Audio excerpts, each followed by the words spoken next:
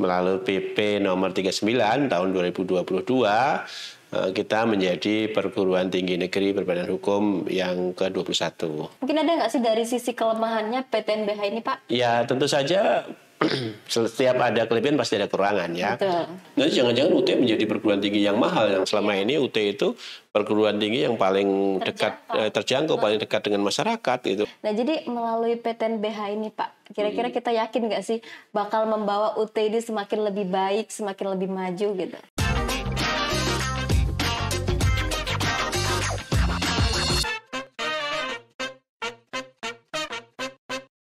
Halo Sobat UT, berjumpa lagi bersama saya Ika Sandia Putri dalam program Podcaster, podcastnya Universitas Terbuka Palembang. Oke Sobat UT, kamu bisa menyimak program-program Universitas Terbuka Palembang itu melalui channel YouTube UT Palembang ya. Jangan lupa kamu like, komen, dan subscribe channel YouTube UT Palembang.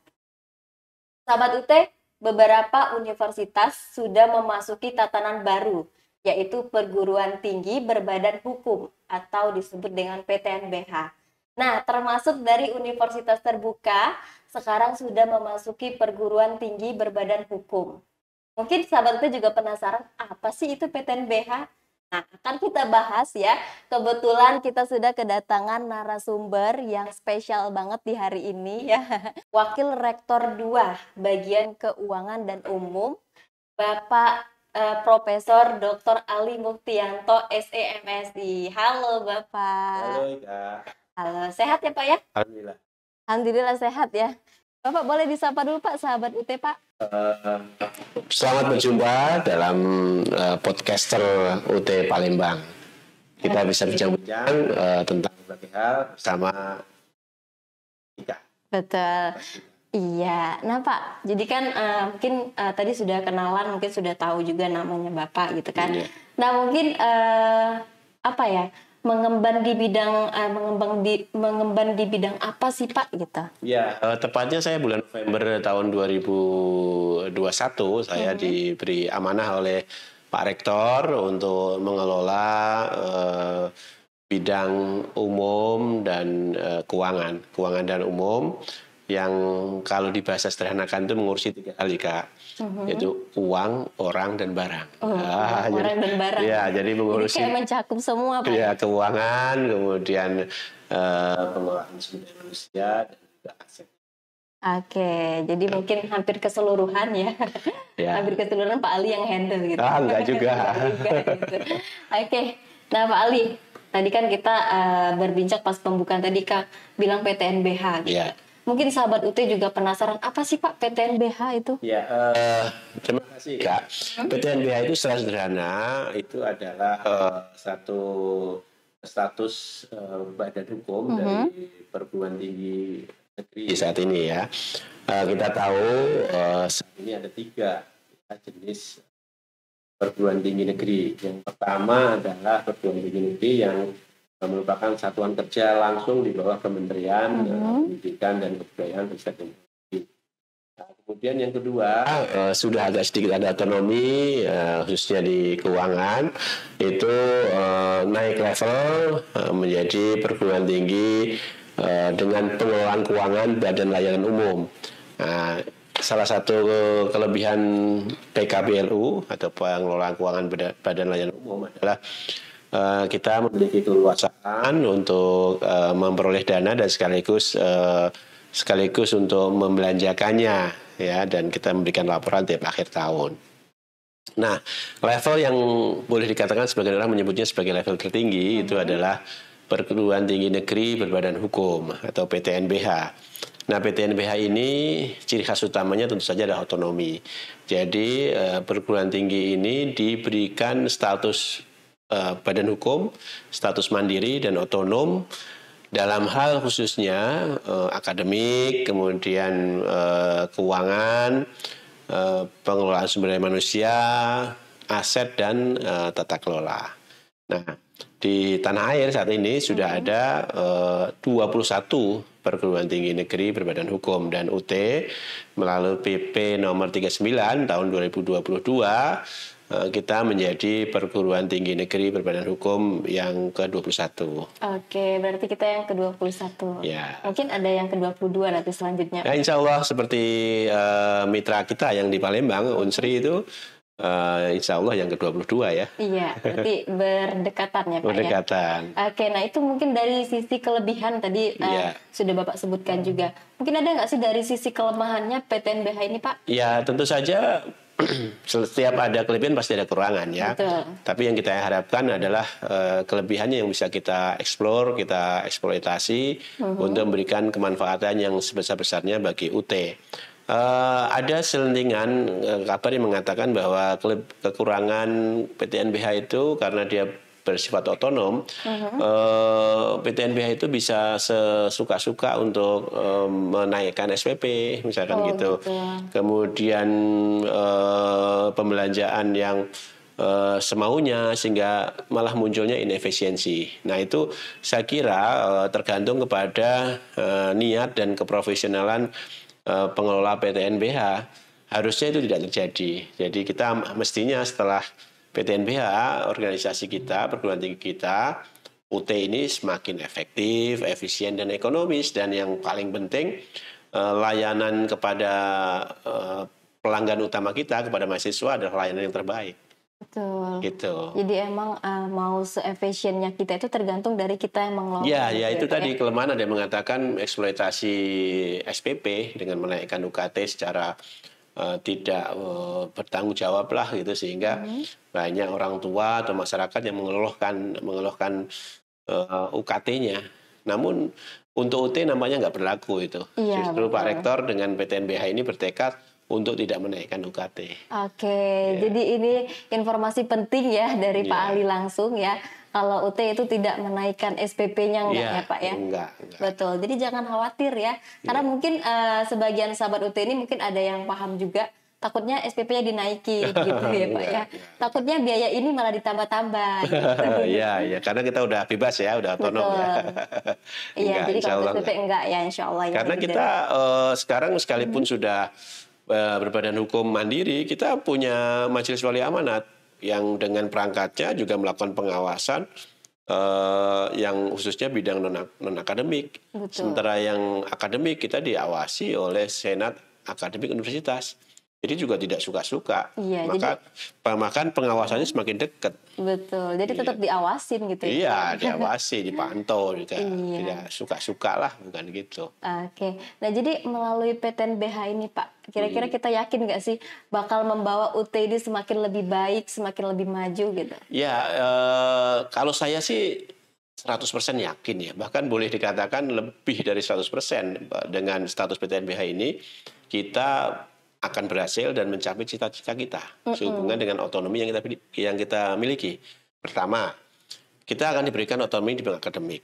Kalau sebelumnya, ketika kita akan membuka program studi, prosedurnya cukup panjang. Dan boleh jadi program studi ini saat dibuka sudah kehilangan momentumnya. Betul. Nah, saat kita PTNBH, kita bisa dengan cepat membuka prodi yang betul-betul dibutuhkan masyarakat. Cukup dengan proposal yang bagus, lalu kita presentasikan di Senat Akademik Universitas. Senat Akademik Universitas melihat ini sebagai sesuatu yang prospektif dan bermanfaat untuk masyarakat. Direstui, ya kita langsung bisa buka. Ya. Termasuk juga sebaliknya juga kalau kita memiliki prodi-prodi yang sudah tidak diminati masyarakat, menjadi beban perguruan tinggi, bisa sewaktu-waktu kita tutup. Jadi ada yang bisa ditambah, ada yang bisa dikurangi. Iya, gitu, intinya kita betul-betul dapat mengikuti perkembangan kebutuhan masyarakat. Itu dari segi akademik. Kemudian yang kedua, dari segi otonomi sumber daya manusia. Kita dengan PTNBH ini kita bisa fleksibel merekrut SDM sumber daya manusia dengan talenta-talenta terbaik. Talenta yang terbaik kita bisa rekrut secara profesional maupun kita rekrut menjadi pegawai tetap UT untuk memperkuat UT agar daya saing kita menjadi lebih baik lagi. Ya, selain punya keunggulan kompetitif, kita juga punya keunggulan komparatif karena SDM kita adalah SDM-SDM yang memiliki talenta-talenta terbaik gitu dengan kompetensi-kompetensi yang memang mendukung visi misinya UT. Itu dari segi SDM. Lalu dari segi keuangan kita juga bisa secara efektif efisien menyusun perencanaan yang terbaik dengan dana yang terbaik. Kita bisa alokasikan dengan variabel inputan maupun proses dan output untuk menghasilkan outcome yang memang betul-betul kita harapkan. Sehingga tidak ada lagi asal daya serapnya bagus, bukan. Kita bisa mengejar produktivitas. Kita nggak ada masalah kalau kita menghemat cukup banyak. Yang penting tujuan kita tercapai secara efektif dan hasilnya berdampak luas. Itu dari segi keuangan. Kemudian dari segi tata kelola, kita bisa menyusun atau membentuk organisasi yang lincah, yang kalau istilah Pak Rektor itu miskin struktur kaya fungsi. Kita nggak perlu struktur yang gemuk, besar, gede, tapi nggak bergerak lincah. Ya, tapi kita struktur dengan yang ramping, tapi sesuai kebutuhan. Sehingga kita bisa fungsi, bisa kita laksanakan dengan semua, dan bergerak secara lincah. Kemudian yang paling utama, struktur kita bisa kita sesuaikan dengan kebutuhan kita, terutama teman-teman di daerah-daerah kita. Sehingga tidak ada lagi, kita tidak lagi harus seragam misalkan. Kemudian karir teman-teman di daerah berhenti karena strukturnya tidak berkembang misalkan. Nah, itu kita sangat fleksibel untuk mengatur ini semua. Terus yang terakhir, otonomi dalam pengelolaan aset. Aset-aset yang sudah tidak efektif, sudah membebani kita, bisa kita lepas, bisa kita lelang. Kemudian kita bisa mencari bentuk sarana-prasarana yang paling memberikan keuntungan untuk kita. Yang lebih efektif gitu. Ya, lebih efisien sehingga pemborosan pemanfaatan sarana-prasarana bisa kita tekan.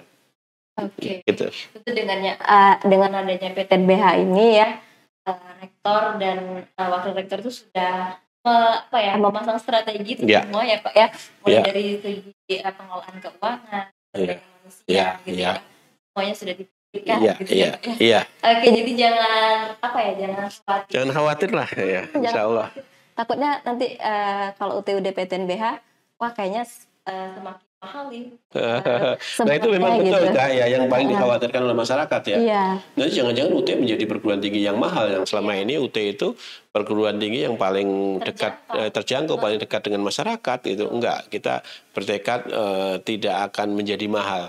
Kita akan sesuaikan, kalaupun harus disesuaikan adalah dengan harga yang memang betul-betul memberikan kepuasan maksimum kepada pelanggan utama kita, kepada mahasiswa.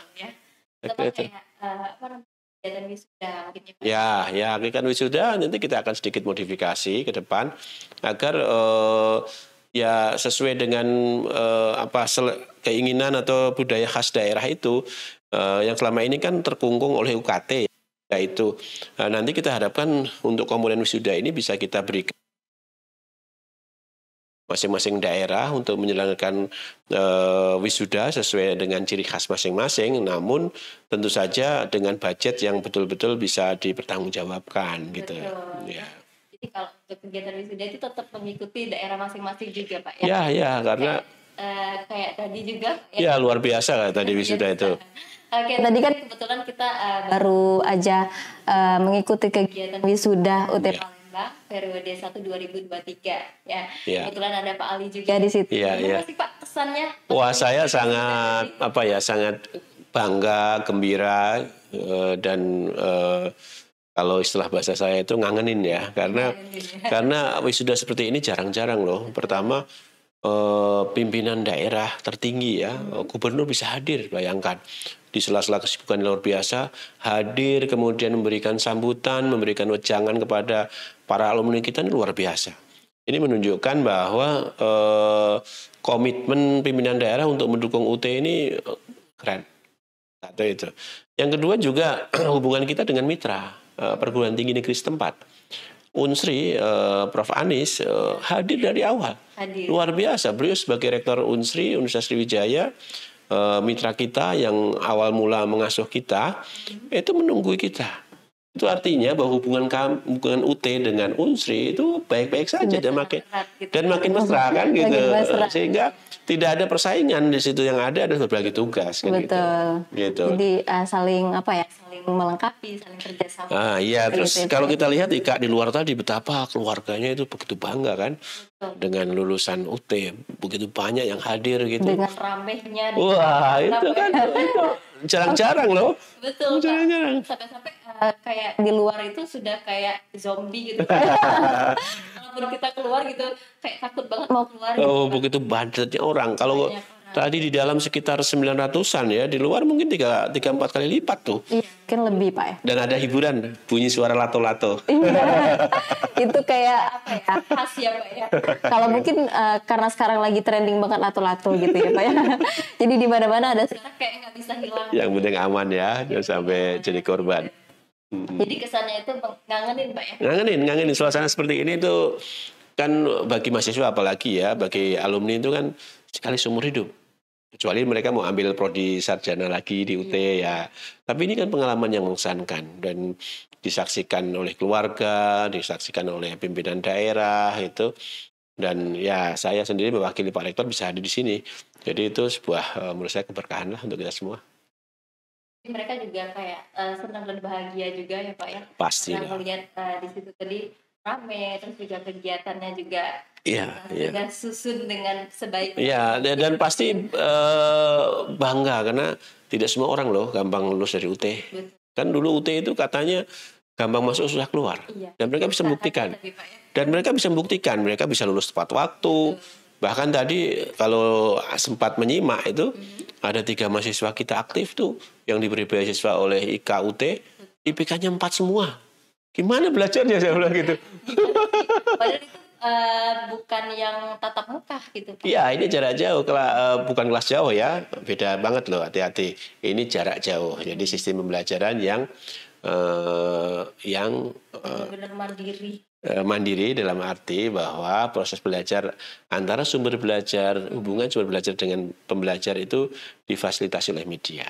Dan sebenarnya kalau kita bisa memanfaatkan media secara optimum, hasilnya pasti dahsyat, melebihi yang tatap muka pasti. Jadi yang katanya tadi tadi sulit lulus itu ternyata fiksi. Fiksi. Itu mitos Pak. Mitos. Belum coba kuliah di UT. Cobalah kuliah di UT. Makanya kalau misalkan yang baru dengar katanya itu jangan langsung percaya dulu ya. Jangan langsung mendoktrin bahwa kayaknya ya nggak usah pilih itu gitu. Padahal kita belum mencoba. Ya ada baiknya kalau misalkan sahabat UT itu memang berpikiran pengen mau melanjutkan sesuatu itu, terutama melanjutkan perkuliahan mungkin di perguruan tinggi negeri, pilihlah universitas terbuka. Ya, pasti negeri. Ijazahnya memiliki civil effect, memiliki dampak sosial yang diakui masyarakat, dan yang pasti dapat ilmu. Betul. Ini emang yang pasti juga banyak temannya Pak. Kalau itu pengalaman pribadi, kalau misalkan ini banyak temannya gitu. Karena ada di berbagai kota. Ya, dan itu modernis ya. Tidak dibatasi rumah. Atas batas wilayah. Udah jadi teman kita itu bisa bagian mana gitu ya. Ya terserah mereka ini dilayani di kantor UT mana. Iya. Bisa juga di kantor UT Palembang. Ada satu cerita ya Kak. Iya, boleh Pak.